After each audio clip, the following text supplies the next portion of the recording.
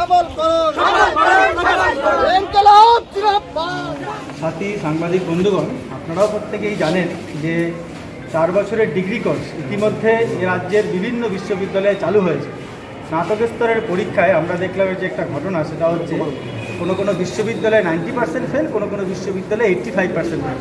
কোচবিহার 55 বিশ্ববিদ্যালয়ে 85 এবং পাশেই যে নর্থ বেঙ্গল ইউনিভার্সিটি সেখানে 90% ফেল। তা আমরা এটা কিন্তু প্রথম থেকেই বলেছি এবং